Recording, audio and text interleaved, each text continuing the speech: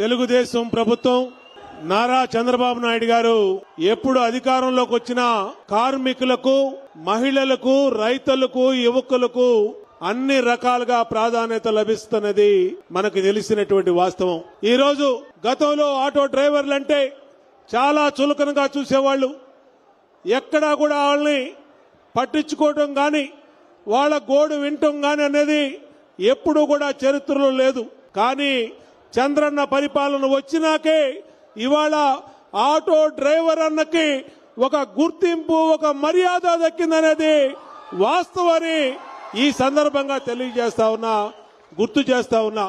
ఈ రోజున ఆటో నేస్తం, ఆటో డ్రైవర్ల నేస్తమని ఒక పథకాన్ని ప్రకటించి గౌరవ ముఖ్యమంత్రి నారా చంద్రబాబు నాయుడు గారు, గౌరవ ఉప ముఖ్యమంత్రి పవన్ కళ్యాణ్ గారు, అలాగే లోకేష్ గారు, మిగిలినటువంటి మంత్రివర్యులు, నా తోటి శాసనసభ్యులు, పార్లమెంట్ సభ్యులు అందరూ కూడా ఇవాళ సెంట్రల్ నియోజకవర్గంలో మాకనేని బసవపున్నయ్య స్టేడియంకు వచ్చేసినందుకు వారికి హృదయపూర్వక నమస్కారాలు, హృదయపూర్వక కృతజ్ఞతలు ఈ నియోజకవర్గ శాసనసభ్యుడిగా తెలియజేస్తా ఉన్నా.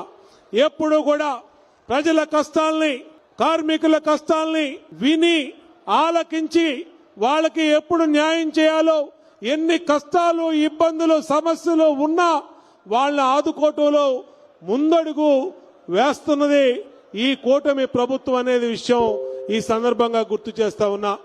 ఈరోజు ఇక్కడ భారతీయ జనతా పార్టీ రాష్ట్ర అధ్యక్షులు పెద్దల మాధవ్ గారు కూడా ఉన్నారు. కేంద్రం నుంచి అనేకమైన సహాయాలంతా ఉన్నాయి. ఈ రోజున సమస్యల్ని అధిగమించి, కష్టాల్ని అధిగమించి పేద వర్గాలకి సంక్షేమ పథకాలు చేయటంలో అన్ని రకాలుగా ముందుకు వెళ్తా ఉన్నాం.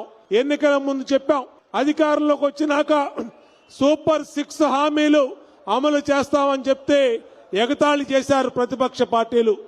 ఆ రోజు పాలకపక్షం ఎగతాళి చేసింది. వీళ్ళు అధికారం కోసం చెప్తా ఉన్నారు, అధికారంలోకి వచ్చినాక పేదల్ని పలకరించరు, పేదల్ని పట్టించుకోరు, అనేకమైనటువంటి అవాస్తవాలు చెప్పారు. నేను అడుగుతా ఉన్నా ఈ వేదిక ద్వారా ఆ పార్టీల్ని, ఏమైంది ఇవాళ? సూపర్ 6 సూపర్ హిట్ అయిందనే విషయాన్ని గుర్తు చేస్తా ఉన్నా. ఇది వాస్తవం కాదా అని అడుగుతా ఉన్నా.